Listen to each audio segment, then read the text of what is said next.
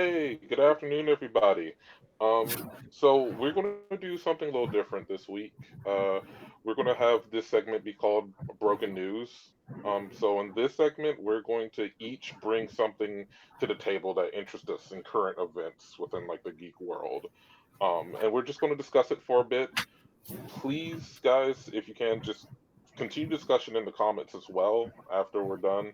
We would like to hear your thoughts and stuff, and we'll definitely interact with you guys. We won't be just sleeping on you, you know. So what I brought today is recently, with everything going on, the voice actors have been stepping down from their roles of people of color characters, wanting them to be voiced by voice actors who are people of color, which on one hand, I think that's a good thing. I think that there should be more diversity in voice acting.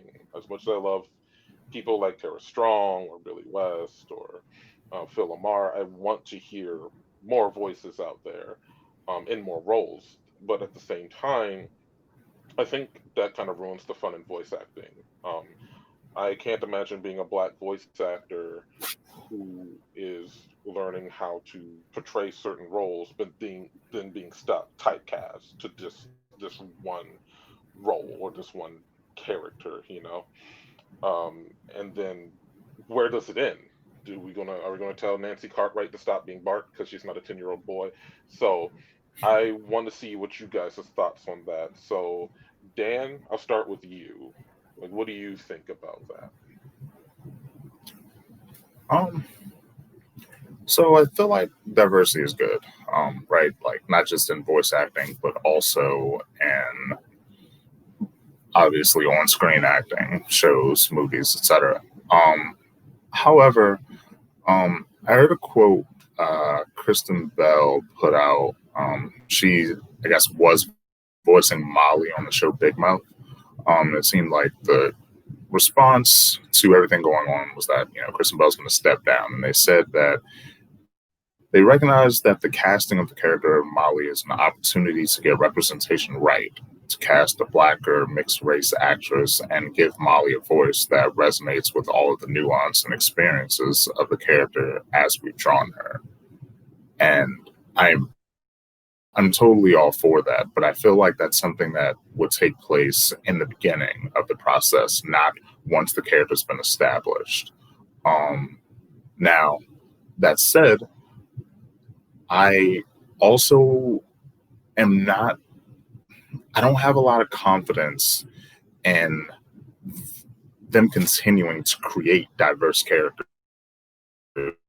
in animated roles or voice acting roles, because that's already been a problem to a degree, and we see it happen in on screen. I mean, you'll have cast of characters that are all Caucasian, like one black person or one Latino person or one Asian person, or vice versa. We'll have a movie where it's predominantly African American, and then there's like this one token Caucasian person, and I'm like, I I don't feel like animation should be bound to that, but I do believe that they should make a very active choice in hiring more people of color and diversifying the portfolio, as it were. Um, Dre? Um, I really don't have a massive opinion of this one because a lot of the shows where I know this is happening, I don't watch anymore. Like it's been so long that I've just lost interest. But I do believe there should be more diversity within these roles. But I think one of my biggest fears that could backlash back on this is, for example, Family Guy, Cleveland. I had no idea that was voiced by a Caucasian guy. I had no idea. I'd never bothered to look it up. So when I heard that he stepped down and he felt like Cleveland should be voiced by a black actor, I was like, okay, great. But the side effect could eventually become, because people for so long have heard him speak as Cleveland, will they then want the original actor back? And that's, I think, my biggest concern of the overall thing is the backlash of it. Like, I think we definitely should have more diversity within voice actors, but I don't, for roles that have been voiced for so long, how would that response to the show and the fans carry over. Fair enough. Fair enough. No, that's understandable. Um, I it's like I want to say that, you can mimic a voice, but for certain people, you have like that charm to it. And if you're just mimicking without that charm to the voice, it doesn't really work. But moving on, Dre, you have something for us too. Yeah. My question of the day is, who will save the comic book movies? As we know, due to the pandemic, that essentially theaters have been closed down because everybody has to stay safe, of course. Um, I believe, but I'm understanding they're opening it back up soon, which I believe AMC is opening up on the 17th of July or the 31st. Again, that's not concrete. We don't know. They still might push back even further. And I know Regal said they might be opening up around July 16th.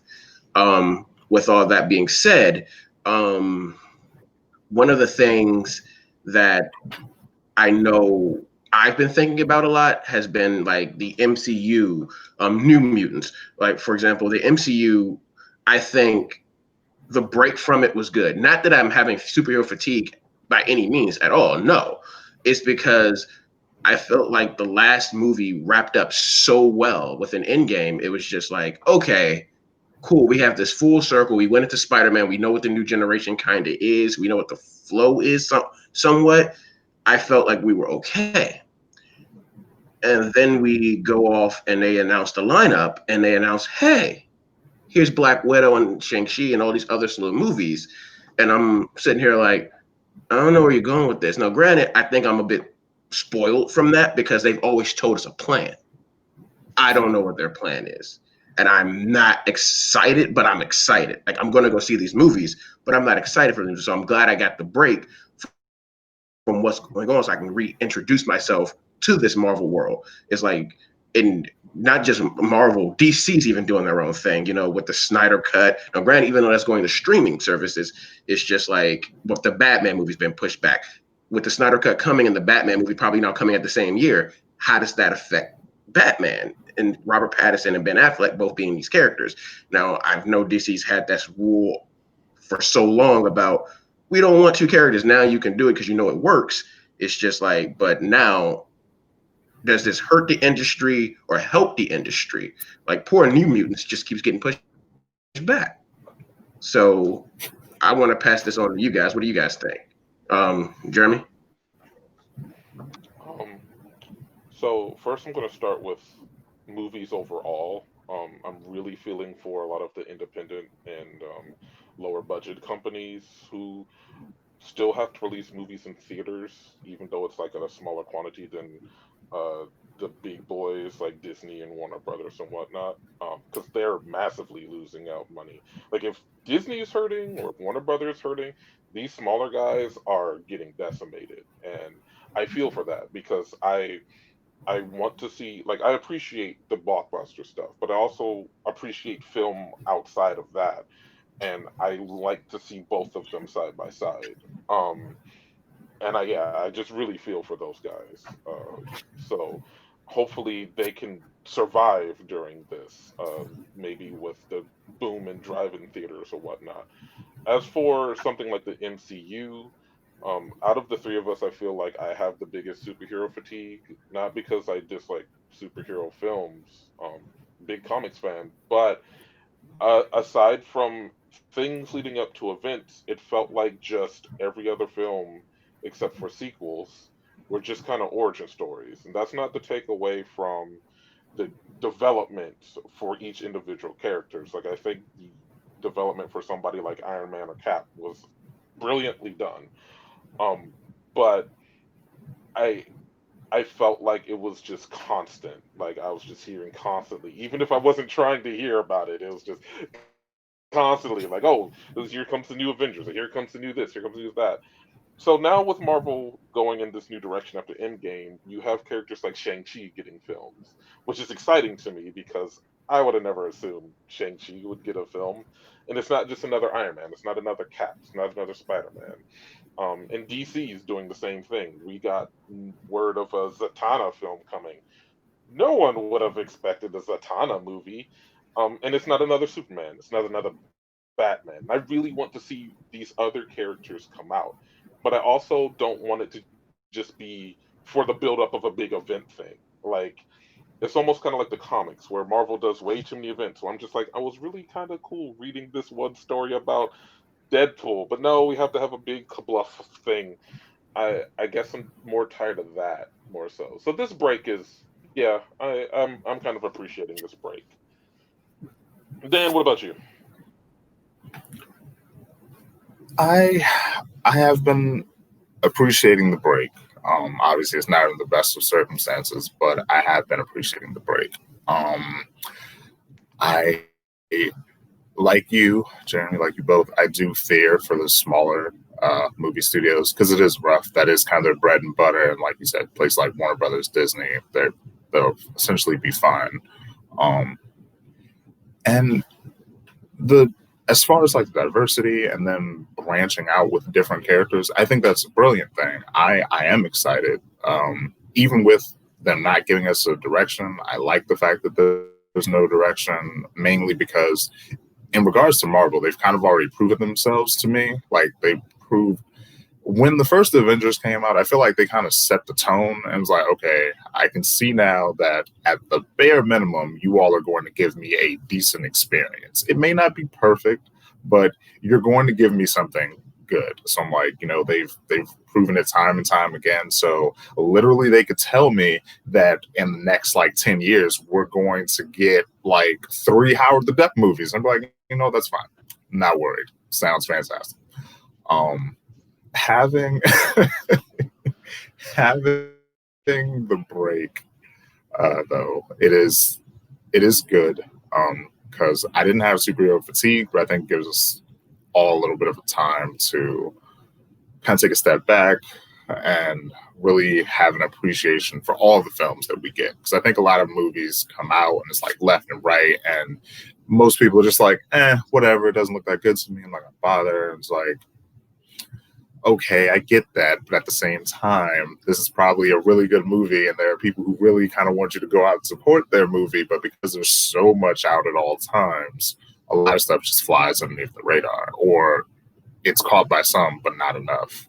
So, yeah, that's how I feel about it. I'm looking forward to it come back, particularly Godzilla vs. Kong. But that's here nor there. We're not even going to go down that road right now. But yeah. I'm just saying this plug, Godzilla better win. I just want a trailer. That's all I want. I just want a trailer. Just a small mackerel of something. But all right, Dan, what you got for us? So a couple years back, Square Enix and Crystal Dynamics announced that they were, speaking again of Marvel, I'm just going to keep moving with that topic. They announced that they were going to do an Avengers game.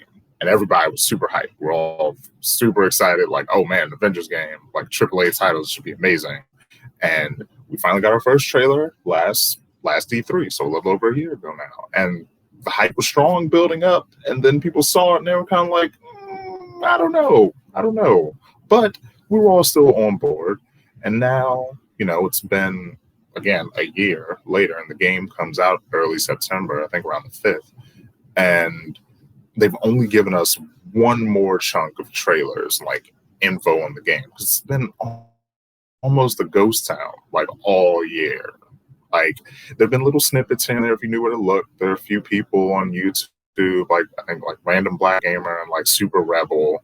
They've had their ongoing coverage of whatever news they've gotten from whatever dark hole of the internet they've been pulling it all from. But the marketing team has not been doing a great job, and it just doesn't look, I'll say it's polished, because it's not a graphical fidelity thing. It's more of we've seen so many third-person action games recently, like not just superhero games like Spider-Man and Batman Arkham games, which both visually blow this game out of the water, but even other third-person action games like Sekiro in the past couple of years, Devil May Cry 5, and I don't know. I'm excited for all the things they've introduced, but I'm also mildly reserved because I want this to go the distance. I don't want it to be, it's fun right now, and then it's gone until we get an update. And that was fun because we got an update, and then it's gone again because I hate this game. And then I don't want that. But I mean, how do you guys think? What do you feel? Trey? I've been excited for this game since they first announced it. Like I said, when we first saw this trailer, like 6 years ago, 5-6 years ago, we saw the Thor hammer Mjolnir, we saw the Iron Man glove, the Cap's shield. I'm sorry, I said hammer. I was excited then. I was excited then, and the gameplay that they shown now, I'm still excited. It's like, to me, and maybe because I just don't have a visual eye for those type of things, it looks good. It's like, as long as it has that modern day visual look and it looks clean, it looks better than your PS2 games, your PS3 games, and some of your PS4 games. At least it looks like it's going into the new generation, which to me it does. I'm fine. I'm looking forward to the consistent updates because, and they said new heroes will keep showing up. So I'm really excited to get X-Men into this game because it looks like they'll get X-Men before the MCU actually gets X-Men. So I'm super excited about that.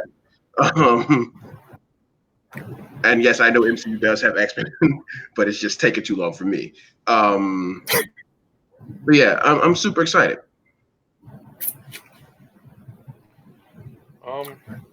When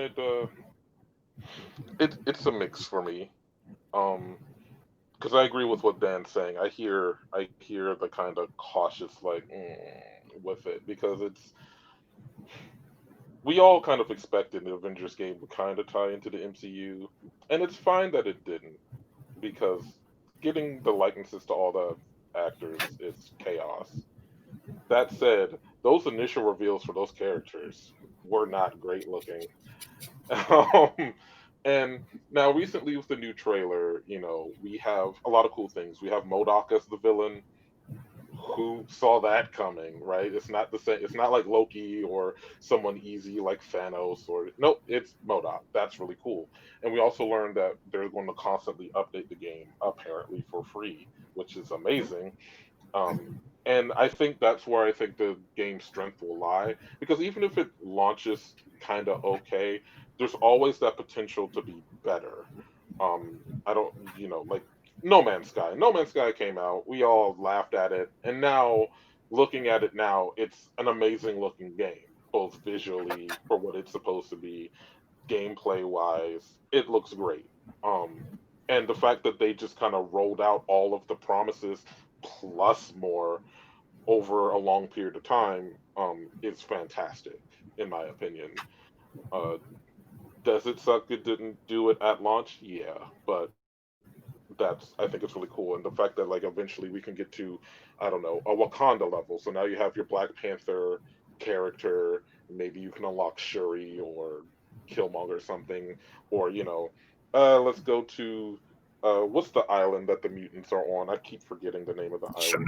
Genosha. I don't know why that name just does not ever. I was thinking Krakoa. So. See, Krakoa is what I know that's the newer one, but I was thinking of the older one. And then you can unlock your mutants here, and then you can do whatever costumes and missions you get, and I think that's really cool. So if it goes that route, I'm happy for it. If it doesn't, whoo. That's going to be the second big loss that Marvel had in video games. At least outside Spider-Man. So, we'll see. That's fair.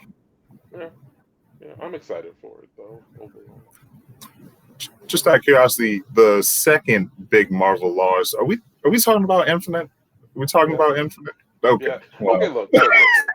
All right. I thought he was talking about Omega. No. I'm gonna take 2 minutes. Infinite is a good game gameplay wise, okay? It's a good fighter, but God help me, everything else surrounding that roster and the graphics, it's so depressing. But I won't take too much of your time right now. So I think that's the three of us. That's everything that we have for this round of broken news. Please like and subscribe, and let us hear your thoughts in the comments. Again, we will be around. There's nothing going on. Look outside. There's nothing happening. So yeah, like, subscribe. Feel free to interact with us and interact with others on our channel. We love you guys. And we'll see you next time. Is that kawaii Thanks enough? for coming, Is everybody. that kawaii enough? Is that kawaii enough? I am stopping it.